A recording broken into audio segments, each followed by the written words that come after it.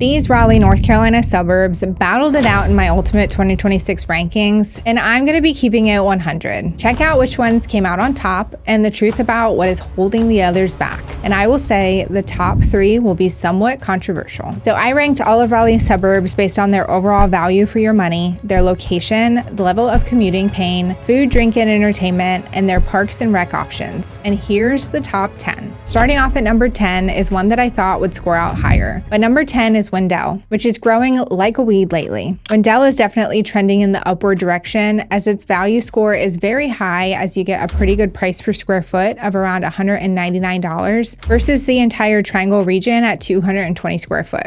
You've also got a pretty decent commute into Raleigh from Wendell of around 25 minutes or so, especially if you're willing to avoid the absolute peak commuter hours. But what's holding Wendell back right now is its recreation score. Wendell has a really cute historic downtown, and the Wendell Falls development is shooting up with more and more places to eat and play, but there's still just not a lot in Wendell. If you're used to city life or even a populated suburban lifestyle, Wendell is not it. So you will need to plan to take on that 25+ minute drive into Raleigh on a fairly regular basis, or visit some of the neighboring Knightdale's growing options. All right, this next one is somewhat controversial for many, as it's arguably one of the best locations in the Raleigh area. At number 9, we have the town of Garner. Garner's commuting scores are hard to beat, as you're right below downtown Raleigh, and it's not a terrible drive into RTP. And its location is pretty good as well for those who enjoy going into downtown Raleigh or the Lenovo Center for sporting events and concerts. You'll also get great value for your money in Garner, with homes averaging $193 a square foot. So what's the catch? There's still not a ton to do in Garner itself outside of the White Oak Shopping Center. And with Garner being pretty spread out, there is a major difference in location benefits depending upon which side you're on. While the value score is good, the homes in the best location are very old homes that are generally smaller in size and are not typically updated. There are a large number of new construction communities in the process of building out in Garner, but more so on the southern side, which begins to negate the location and commuting benefits. Most importantly though, Garner proper still feels very old and run down. I would love to see some of these shopping centers get revitalized because right now, some are simply abandoned. Next up at number 8 is one I thought would have scored much higher than it did, but that's the often mispronounced Fuquay-Varina. Fuquay received a pretty decent value score, but I will say I'm surprised how prices have really begun to creep up, as it's now at $213 a square foot, whereas just a few years ago it was closer to $200. But for a suburb of Fuquay's size and location, I am pretty impressed with its food, drink, entertainment, and park options. It has what feels like 2 different downtowns that each have great local options for eating, drinking, and shopping, and its staple Aviator bar and new entertainment space are pretty unique for a suburb to have. But the biggest downside for Fuquay remains its location, as it can definitely feel far away from major entertainment, even with the newly built I-540 running north of it. Moving on to one that I believe is too often overlooked, and that's Clayton at number 7. You don't get better value in the greater Raleigh area than Clayton right now at $194 a square foot. And the Johnston County school system is considered to be even better than the Wake County public school system, where the rest of the Triangle resides. Clayton also has a good mixture of new construction and more established neighborhoods, and has some very nice luxury options to choose from as well, including a unique equestrian community. But where Clayton falters is its location and lack of entertainment. I will say Clayton has some very nice parks and has access to the Neuse River Greenway Trail that extends down into Johnston County, and it has a historic downtown with some great local places to eat. But there's still just not a ton of development overall. So anything beyond your typical small town entertainment will require drives into Raleigh. And whether you're commuting or driving in for entertainment, the drive can take 30 to 45 minutes to get into Raleigh if you go during the busier times of day. However, the somewhat recent completion of the I-40 widening has certainly helped reduce some major backups that used to irregularly occur. So Clayton is great for those loving the small town feel, that want more land, and to be further away from things, as long as you're good with those factors going in. Moving on to number 6, we have the small but rapidly growing town of Morrisville. Morrisville is tucked right between Cary, the Research Triangle Park, and the RDU Airport, putting it in an incredibly ideal location for those who want to enjoy both Morrisville's and Cary's amenities and be close to RTP. So it's in an incredible location, but given everything around, it can get compact and crowded. So commutes outside of RTP will typically take you through some of the most congested roadways in the Triangle. Value-wise, you see the price per square foot going higher to $240, but given its location, this is a pretty good deal. Do note that most of the neighborhoods in the Morrisville area are more compact in nature, with yard sizes at 1/4 of an acre or less, so don't expect large plots of land here. And and entertainment, parks, etc. is a little tricky as Morrisville itself doesn't have a ton to do, especially food and drink wise. Technically, the very loved Lake Crabtree Park is in Morrisville, and there are some cricket fields as well, but many residents are able to use Cary parks given their proximity. So moving into the top 5, I'm surprised this next one didn't rank a little bit higher given its rapid rise in popularity. But before we get into it, we have one of the top teams in the greater Raleigh area. And if you want help buying or selling in any of these areas, please don't hesitate to reach out. All right, so coming in at number 5, we have the town of Holly Springs. The food, entertainment, and parks and recreation scores were very high for Holly Springs, as they have a great offering today and have some pretty ambitious future plans for their downtown and Ting Park. And speaking of parks, Holly Springs has an incredible offering of very high quality parks. You won't be disappointed. Where Holly Springs begins to lose points is in its value and commuting scores. At $241 a square foot, it's the 3rd highest cost in the Triangle area. Holly Springs has incredible neighborhoods, so there are great homes to choose from, but they are getting expensive as the average home price has been $633,000 over the past year. Location-wise, it's still in a decent location in the Triangle, but it's still a 25 to 30 minute drive into downtown Raleigh on a normal day. But it loses some points in the commuting score because Highway 55 and US 1 get very congested during rush hour. Now, I-540 just opened up in the area, and I'm curious to know from anyone commuting from Holly Springs if that has changed anything. And if you're going up to RTP and you're willing to pay the I-540 tolls, it's a pretty good commute. But if you're not, it will not be fun taking US 1 to I-40. Moving into number 4 is Wake Forest, which has recently been in the news for one of the most relocated to towns in the country.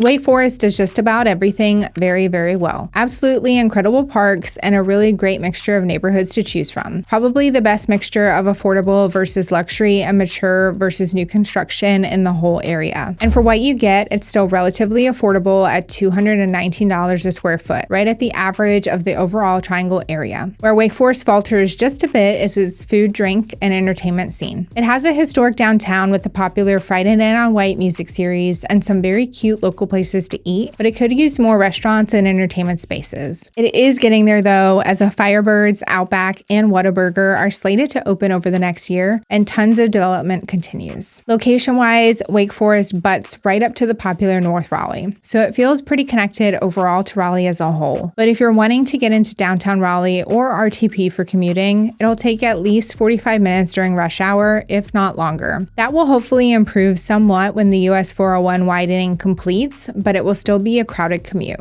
Now, this number 3 ranking was the most surprising to me, which is Knightdale, but it is a credit to what they have done to develop and modernize itself. Its Knightdale Station Park and surrounding area is very nice, and there are multiple neighborhoods around there that are really great. From a cost standpoint, Knightdale is still one of the most cost-effective suburbs at around $193 a square foot, which is the main contributor to its high score, along with its strong location and commuting score. Commutes into downtown Raleigh from Knightdale are pretty quick at around 20 to 25 minutes without traffic. It's a pretty straight shot and not usually too backed up to get there in comparison to other areas of the Triangle. Check back in 5 years when Wendell and Zebulon continued their rapid ascensions and the traffic situation could change some. Now, if you're heading to RTP, it will be a longer commute, but it's essentially all highway and you can avoid the toll section of I-540. Knightdale doesn't score the best in the food, drink, and parks and rec scene, as while they do have some really good new options as mentioned before, it's not majorly widespread, but that appears to be changing rapidly as Knightdale renovates. Now down to the top 2, and they won't come as a surprise, but they may be controversial for some given how expensive they are. Coming in number 2 is Apex, which was number 7 on the best places to live in the country this year, and for good reason. Its park, rec, and entertainment scenes are amazing, absolutely beautiful parks with great variety, and its historic downtown is always buzzing with activity and creates a great community. The massive Viridia community is also planned, which will be a city in and of itself when completed. It's in one of the best locations in the Triangle, as during non-commuting time is just 20 minutes or so into downtown Raleigh. But like Holly Springs, Apex does rely on Highway 55 and US 1, which can get very backed up during rush hour. But there are some back roads that you can take that will help.